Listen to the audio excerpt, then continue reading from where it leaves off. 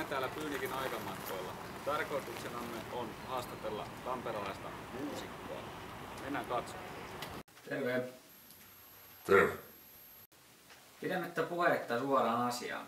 Internetissä kiersi taannoin uutinen, jonka mukaan te myytte halvalla kaikkea kalustoanne 4 000 euron hintaan. Pitääkö tämä paikkansa? Kyllä pitää. Voitteko hieman taustoittaa syitä tämän sapekkaan ilmoituksen taustalla? No, siinä oli vähän huono viikko pohjilla, että oli kaikenlaista ongelmaa helvetin hippien kanssa ja koiraa purtiin lenkillä ja sit ihan viimeinen naula arkkuun oli se, kun en saanut soittoääntä vaihdettua kännykkää.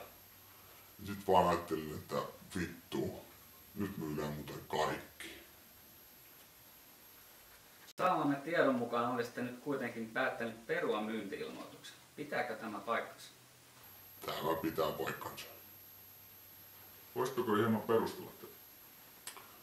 No, ei nyt kauaa aikaa siitä, kun olin ilmoituksen jättänyt ja aloin kokea vahvaa yhteyttä. Jeesus otti minun yhteyttä.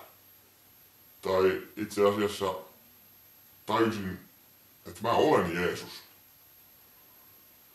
Ja sit aika pian tämän jälkeen mä sain yhteydenoton täältä yhdeltä bändiltä. Ne halus mut näyttelemään niiden musiikkivideolle. Ja mä päätin sit suostua tähän tarjoukseen ja mä näyttelen tällä musiikkivideolla nyt sitten ihan itseäni ja sitten bändiltä puuttui laulaja ja kitaristi, niin vedänpä siinä nyt myös sitten hänen roolin samaan rahaa. Ja sit selvisi, että nätkät tarvii kammoja. Mulla oli kamat ja mä päättänyt antaa mun kamat niille. Saatana.